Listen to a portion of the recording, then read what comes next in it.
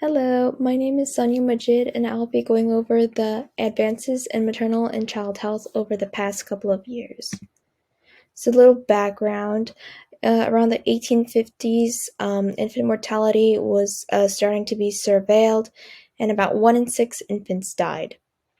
In the early 1900s, about 1 in 100 pregnant women died. This is a high mortality rate back then. And there are many different contributions as to why this mortality rate was so high. Some of them include environmental issues, medical issues, nutritional issues, living standard, disease monitoring, and educational issues. Main groups that were affected were obviously infants and women of fertile age or childbearing age. Okay. So these are two of the graphs that represent the mortality rates of mothers and infants. So on the left here, you could see the maternal mortality rates were skyrocketing in the 1900s. And this goes for both graphs. So if you see in both graphs in the early 1900s, there's a high rate of mortality. And then as you go further down, there's a downward spike in mortality rates. And that's due to a lot of different public health changes, educational changes, and much more. So, current situation. So, a major group affiliated with helping this public health issue of increased mortality was the Maternal and Child Health Bureau, also known as MCHB. So their goal is to strengthen public health systems by implementing programs that strengthen the health of America's mothers, children, and their families. So doing a SWOT analysis, some strengths of this program is that it is free. So it's free access and support. They fill gaps. This means that in underserved communities, they aim to place their programs in those areas because they are a complete. This program strives for equity. They bring um, public health, public health together, doctors, nurses, epidemiologists, all to work together to find the best methods to decrease this infant and maternal mortality.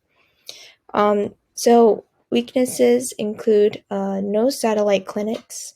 So it's kind of hard to get around if you want to find an in-person clinic. They're not really widespread yet. There's no specialists around.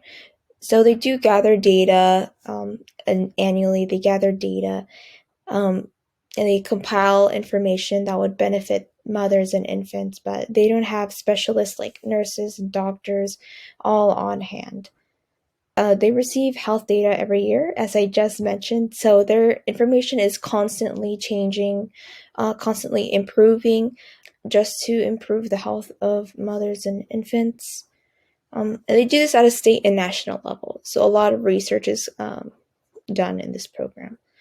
Threats: a large population of women aren't aware of this program and its benefits. And obviously, if they don't know about this program, they may lack the education that comes with it, and that could be detrimental to the health of themselves and their children. Core issues. So, a lack of education and advancements are both two core issues. Core issues that follow along with it are improper home deliveries. Practitioners were not following proper asepsis techniques or proper delivery techniques. Also, a lack in vitamin supplementation, and this includes folic acid. There's a lack in technological and surgical improvements. And there was a lack of programs, educational programs to help mothers, and so those were the core issues that was lacked. Okay, alternatives. So we have nutrition, medicine, and health advancements. That includes vitamin supplements for deficiency of folic acid, and then we have educational programs. So the belief, I'm going to be using the health belief model. So if a mother believes that if she's a potential mother, if she's pregnant, and she believes that she is at risk of developing these defects or a lot of these detrimental effects towards her and her baby, her future baby. She would believe that taking in these supplements and taking this health advice would definitely help her, and she would likely engage in these health promoting behaviors. So, recommendations.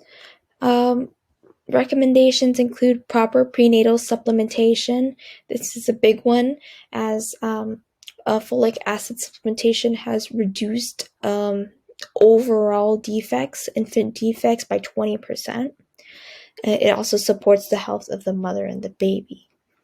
As well as maternal and family planning programs. This includes prenatal care, alternatives for families that don't want to keep their children, and that's okay. So that's what family planning programs are for. And they also provide emotional and physical support.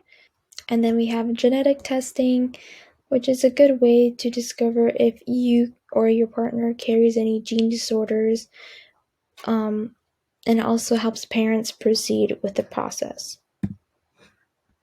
So, action plan. So, there wasn't I'm deriving the action plan from the textbook, the case I was studying, and there wasn't a direct timeline. There's just an estimated timeline between the 50s to the 90s of improvement of different action plans that showed great improvement in maternal and infant health. So we have new policies and programs. So this is done with groups of public health officials. We have genetic screening, which is done with the help of health clinicians. Good public health practices, which would be executed by the people. And then advances in technology, which is still ongoing, but would be done with groups like scientists, health clinicians, and public health altogether. So to conclude, maternal programs are effective, especially in developing countries outside of the US as well. There were some negatives in this research. There was areas that lacked these resources, so maternal programs weren't offered, and a lot of these women weren't able to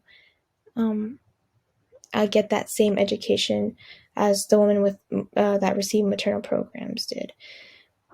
So technology advancements in developing countries showed a great benefit to mothers, and this can include different surgical techniques, technological advancements with maternal health.